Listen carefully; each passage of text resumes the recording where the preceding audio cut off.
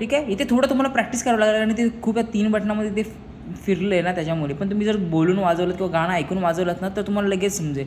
तुम्ही एकदम बटनानुसार आता ह्याच्यामध्ये तुम्ही काय बटणं तुम्ही ॲड पण करू शकता किंवा तुमच्या हिशोबाने तुम्ही ते बटणं वाजवू शकता, वापरू शकता. आता बघा जर ते स्पीडमध्ये गेलं ना तर मी असं पण वाजवत होते बघा.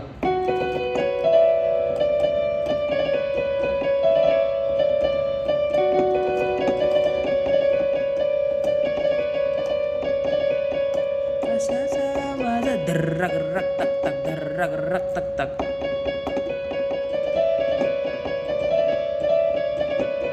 तर तुमच्या हिशोबाने तुम्ही वाजवू शकता ते. ठीक आहे. तुम्हाला मी तुम्हाला रेंज सांगितली की बाबा बघा ही बटणं आहेत, मी पूर्ण बरोबर आहे असं माझं म्हणणं नाही.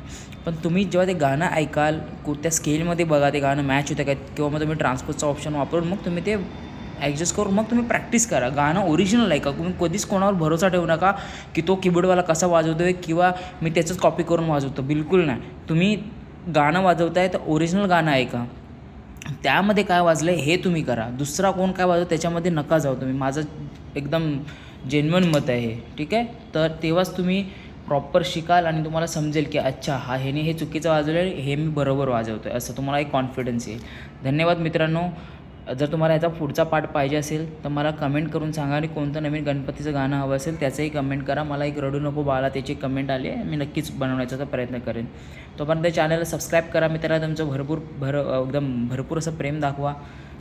हे व्हिडिओ तुमच्या मित्रांसोबत शेअर करा, लाईक करा. चला मित्रांनो भेटतो मला पुढच्या व्हिडिओपर्यंत. तोपर्यंत बाय बाय.